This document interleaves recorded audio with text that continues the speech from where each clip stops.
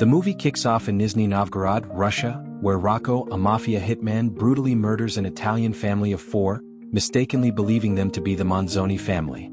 He severs the father's finger and sends it to mafia boss Don Lucchese, currently in jail. Tests confirm Rocco killed the wrong people, so he's ordered to continue his hunt. The real Manzoni family, Giovanni, a mafia boss himself, his wife Maggie, their children Belle and Warren, and their dog Malavita, are leaving the USA for Normandy, France, under FBI witness protection. They're constantly moving and changing names because of Don Lucchese. Years ago, Lucchese tried to kill Giovanni, his rival. Giovanni retaliated by snitching to the police, sending Lucchese to prison, and now Lucchese's men are relentlessly seeking revenge. The family arrives at their new house in the middle of the night. After restoring power and starting a fire, Giovanni pretends to survey the property, but secretly buries a body from his car trunk in the backyard. The next morning, everyone prepares for their new life. Maggie explores the town and her worst fears are confirmed by a cafe waitress. It's a small town with little to do. At the convenience store, she overhears the clerk and clients insulting Americans in French, assuming Maggie won't understand. Furious, she grabs alcohol and a gas tank, throws them into the storeroom, lights a match and tosses it in. She quickly pays for her groceries and leaves just before the trap explodes. Afterward, she has lunch at a fast food place, drawing shocked attention for loudly slurping her soda. She then visits the church, befriending the priest. Belle and Warren go to their new school. Warren quickly gets into trouble with bullies, who beat him in the bathroom after he speaks to them with smart aleck sass. At lunchtime, he tells Belle everything he's learned about the school's social hierarchy, forming a plan to start a small mafia group. After school, Belle walks home, followed by a car with 4 teenage boys asking her to hang out. Belle initially refuses but, getting lost, accepts the ride. However, instead of taking her home, the boys drive her to a lake hangout spot. Belle asks them to take her home, but the leader tells her to relax before lowering her dress strap with innuendo. Unwilling to tolerate this, Belle grabs a tennis racket from the car and beats him, telling the others to respect women. She then takes the boys' car and drives home. Meanwhile, Giovanni, against rules, smokes a cigarette by the gate. He quickly spots hidden FBI agents watching him and returns inside to investigate the glass garden shed. After clearing out clutter, he finds a working typewriter and decides to write his memoir, detailing how he took over the family business decades ago. On a break, he meets his neighbor through their connected backyards and fabricates a story about being a writer. Later that evening, while the family has dinner, Robert Stansfield, the FBI agent in charge of their case, visits. Approving of Giovanni's writer story, he asks about a recently disappeared shop owner. Giovanni denies knowledge, though he actually killed the man for selling him supposedly fresh, but actually frozen, seafood.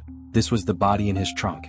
Stansfield warns him against trouble and, before leaving, mentions that FBI agents Di Sicco and Mimo will be protecting him from the house across the street.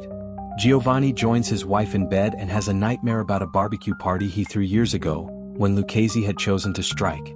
The next day, Giovanni is engrossed in his writing, and Maggie demands to know what he's writing. She freaks out when she hears it's a memoir, fearing it could get them into deep trouble. She then grabs a tray of food she's prepared for Di Sicco and Mimo, leaving after asking Giovanni to check the brown tap water, as the plumber she called hasn't shown up.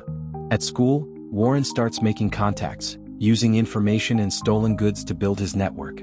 Belle, meanwhile, has to beat up a girl in the bathroom for stealing her pencil case. She also spots a handsome guy in the cafeteria. Warren informs her it's Henri, a college student substituting for math. All the girls want him, so Belle faces competition, but she has a plan. She approaches Henri after class and asks for private math lessons, which he accepts. Meanwhile, Warren meets his bullies outside school and, with the help of his new contacts, beats them all up. Back at the house, the plumber arrives over 40 minutes late, irritating Giovanni. His mood sours further when the man unnecessarily tries to change all the pipes.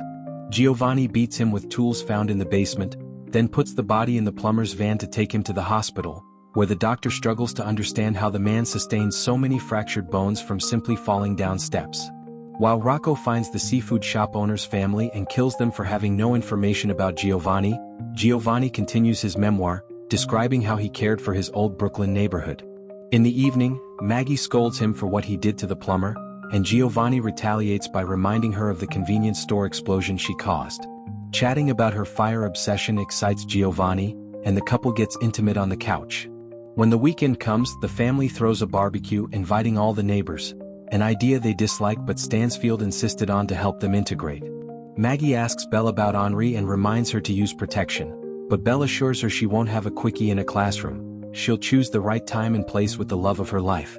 Warren arrives with sodas and tells his mother to stop making French food and make American dishes, as that's what the neighbors expect. He's right. The neighbors came to see the eccentric Yankees and enjoy their weird food. Even Di Sicco and Mimo are allowed to leave their watch room and join the fun. The only one missing is Giovanni, whom Belle finds in the garden shed. Writing his life down has been like looking in a mirror for hours, and he regrets not being a better father and putting his children in tricky situations. Belle, however, disagrees, calling him the best dad in the world. In a better mood, Giovanni joins the party, only to get irritated again when the neighbors try to teach him how to start a grill fire. Giovanni imagines torturing them for their rudeness, but thankfully Stansfield, who just arrived, interrupts him. The two men talk privately. Stansfield informs Giovanni that people in the White House are worried about his book, fearing it could cause trouble, but Giovanni promises he's writing it for himself and doesn't plan to release it publicly. He also tells Giovanni that his snitching on Lucchese has been the best advertising the FBI has ever had, and more of Giovanni's old Mafia gang members are now exchanging information for protection. At the end of the party, Belle is disappointed Henri didn't show up. The following day, Giovanni visits the mayor to discuss the brown water problem. The mayor has no solution, and Giovanni imagines beating him up before leaving the office without causing trouble. Next, he visits the water company, confirming the water arrives dirty at their reserves. A worker gives him a clue, a local fertilizer factory. Giovanni visits the factory. When the boss proves unhelpful and rude, Giovanni ties him to the back of his car and drags him down the road until he confesses. The man explains how to find the turbine to deactivate for clean water. With the information, Giovanni leaves him in the middle of the road with his bike, promising to castrate him if he tells anyone what happened. When he returns home, he finds Stansfield reading his manuscript, who likes it but scolds Giovanni for writing it. Meanwhile, Maggie continues to visit the church, and the priest convinces her to confess, promising confidentiality. What she says is so disturbing that it haunts the priest for a week, and he forbids her from entering his church again. At school, Warren forgets to write something for the school paper. With only 5 minutes to submit, he quotes Lucchese from when he met him as a boy. The newspaper circulates widely, eventually reaching Lucchese's cell. The old man immediately recognizes the quote and sends his men to Normandy to find Giovanni. After class, Belle visits Henri in his classroom, and they end up making love against the locked door. In the evening, Giovanni gets a call from a neighbor who invited him to the community's monthly film event. They watch a movie and discuss it. Since the next one is an American classic, they want Giovanni to guide the debate. Giovanni accepts. Since the FBI monitors his calls, Stansfield shows up minutes later, telling him it's an awful idea. Giovanni disagrees, believing it's a great way to show they're fitting in, and makes Stansfield agree to come.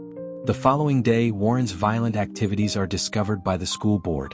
He rushes home to get money and fake documents to escape to Paris and start his own illegal business, just like his father did at 13.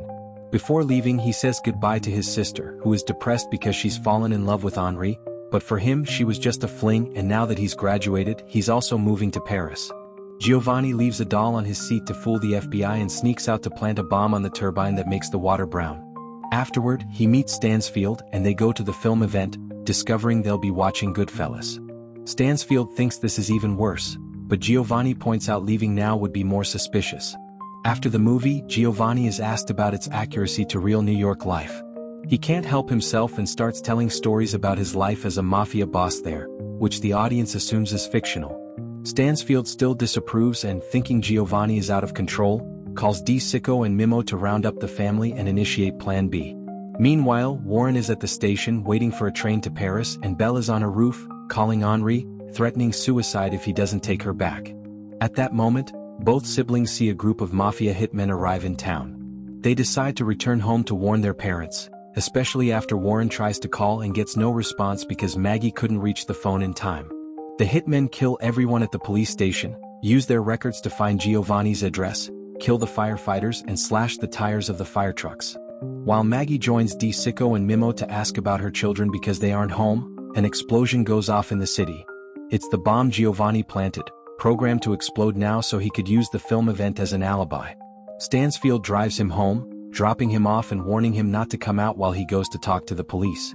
Maggie also wants to return home, but as she steps outside, she sees mysterious men in black and retreats inside with Sicko and Mimo, trying to call the house, but her husband won't pick up. The hitmen arrive at the house and blow it up, also killing any neighbors who come out to see the commotion. Luckily for Giovanni, he survives by hiding in the garden after Malavita barks an alert. Maggie wants to go see him, but as Sicko and Mimo approach the door, they are instantly killed by a hitman who threatens Maggie before planning to kill her. Giovanni arrives at that moment and jumps on the hitman, suffocating him from behind while Maggie finds a knife and stabs their attacker for good. Meanwhile, while all the hitmen are busy investigating the ruins of the house and arguing about whether to kill the dog, Warren and Belle arrive and steal some of the hitmen's weapons from their car trunks. A gunfight ensues, where Warren and Belle manage to kill most of the hitmen except Rocco. With Warren unconscious after getting hit by recoil, Belle leaves him and runs, hoping Rocco has run out of bullets. The old man is surprisingly resilient and chases her until Stansfield suddenly appears and runs him over with his car. The hitmen may be all dead, but the family's identity has been discovered, so they have to relocate to a new town with new names. Giovanni, however, is happy. And that's where the movie ends. Please like and subscribe to support the channel and share your thoughts in the comments section. Thank you for watching and see you on the next video for more fun recaps.